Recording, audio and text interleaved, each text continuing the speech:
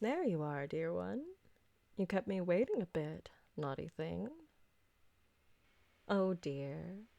Are you still getting lost around the mansion? I suppose it's to be expected. Don't worry. One day you'll know this so well you could find your way with your eyes closed. There's no rush, though. You have your whole life to get accustomed to it. Hmm? You're wondering why I called you. Oh dear, did Frederick not tell you? I suppose he is getting on his age. He's been here for a very long time. It's a shame you mortals start to deteriorate that way. Well, I wanted to have a private dinner with you. I try to do this somewhat frequently with each one of my dear ones, at least when I have time. Come here, sit next to me. We have a lovely arrangement tonight: roast beef, a spinach salad, and an assortment of dried fruits. I'm told they're all quite delicious. Of course I won't be eating, darling. I can only consume blood. It does awful things to me if I try to eat anything else. You'll be the only one eating, but we can talk together while you do. Tell me, do you know why I selected this menu tonight? A good guess, but that's not it. Actually, all these foods help replenish lost blood. I told you before how delicious your blood is. I'm considering making a snack for you every so often and having you eat lots of iron-enriched food to make up for it. But it's going to be very, very important that you let me know if you start feeling dizzy or lightheaded. The last thing I want to do is put you in harm's way.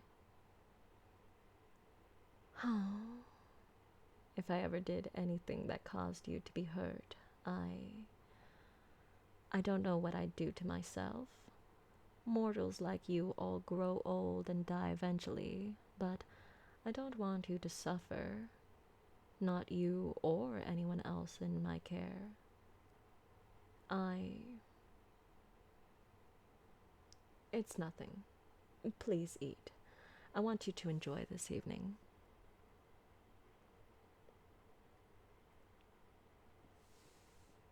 Is it all to your taste?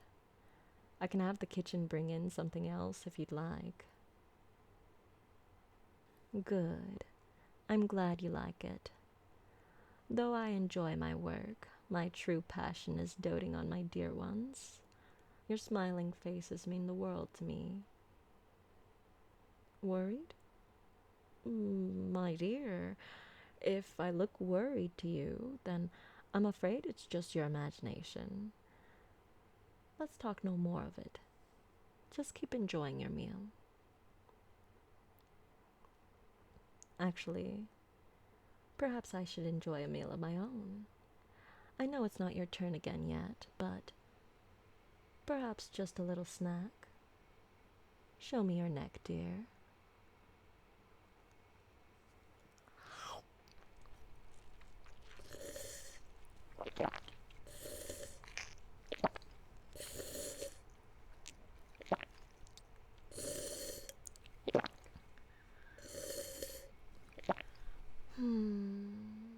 Divine as always. It's been centuries since I had anything but blood, but it somehow makes me think of a perfectly aged wine. Are you feeling all right? Do you suppose I could have just a little more taste? Always so eager to please. Thank you, my dear one.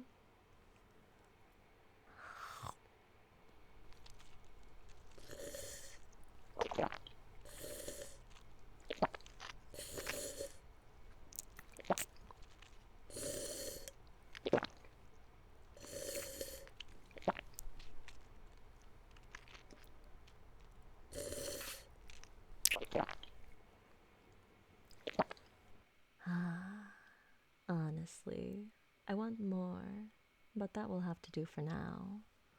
I'll spoil my own dinner if I take any more. Even more frightening is the thought of spoiling you. Do forgive me, dear one. I really should exercise more self-control, but even an ancient being like me suffers from moments of weakness. It's very sweet of you to say so, but I'm far from perfect. Sometimes I think my dear ones deserve a better caretaker than me. No, I'm fine. I'm sorry for spoiling an otherwise lovely evening with such a glum thought. Please, my dear, I said I don't want to talk about it. It's my duty to take care of you and keep you happy. And the last thing you need is to be caught up in my own personal issues. Dear one, up until this point, I haven't ever needed to chastise you. You've been wonderfully thoughtful and obedient to me. I would hate for you to ruin that streak tonight. Well, if it's that important to you, perhaps I'll relent this once, in recognition of your good behavior. Do you remember that meeting I had you attend? The one right after your first real feeding? Well, that client I met has taken some issues with my work. It's very frustrating. Things only went ornery because he deviated from the plan. I'm sure that everything would have gone smoothly had he simply done his assigned part. Well, you see, he was supposed to capture the royal family and nobles alive. When they saw that the commoners were no longer loyal, the king would have abdicated the throne and accepted banishment to save himself and his family. The nobles would have supported the client as the new king and stayed in his good graces. If any royalty or noblesse escaped, it would make no difference.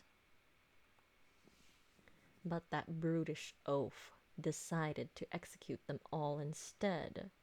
He paid off some guards to find and kill every noble and royal they could find. The problem is, the prince escaped. Had he done this bloodlessly, there would be no issues. After the king abdicated, the prince would have no claim to anything. But trying to kill everyone else whose claim to the throne only works if you kill absolutely everyone. He's taken the crown, but the commoners are split on whether his claims are legitimate. And now he has the gall to blame me for his bumbling incompetence. It's always a risk, of course, but disgruntled customers usually fall into two categories. Either they completely fail and thus don't have power to threaten me, or they succeed and can only begrudge minor details. This partial victory leaves me with a powerful enemy.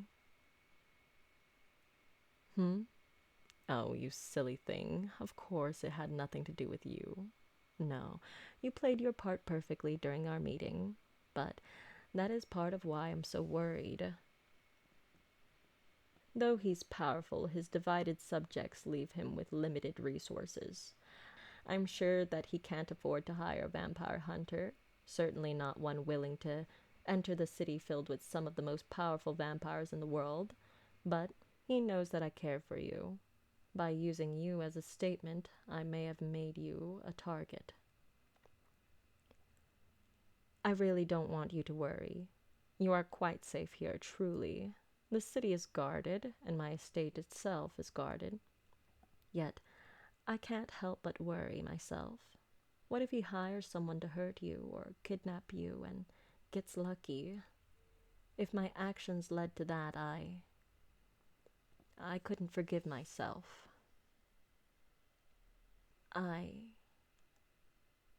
Thank you. You're right. There's little reason to worry about something that likely won't happen.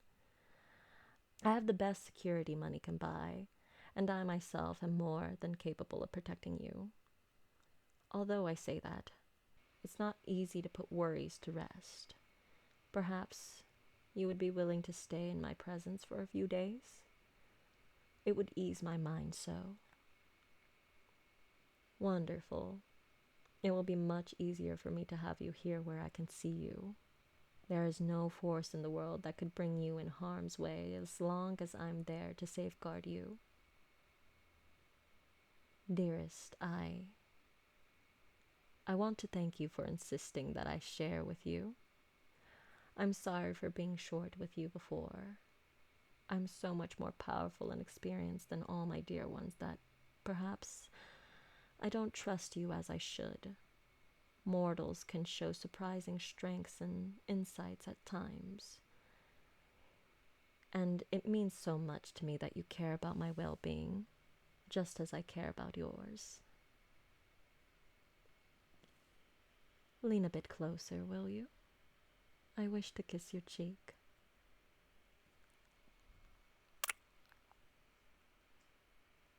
That will have to do as a reward for now, but I'll find a way to better demonstrate my appreciation another time.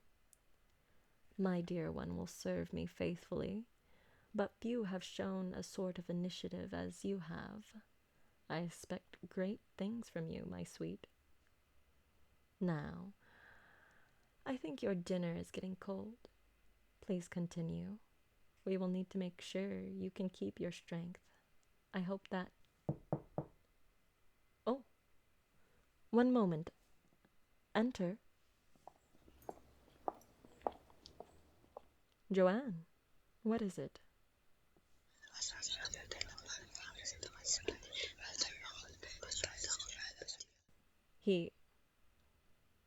All right. I'm sorry, dear. Something has come up that needs my attention. You'll have to finish your dinner without me. I'll come see you again as soon as I can. Enjoy the rest of your evening, dear.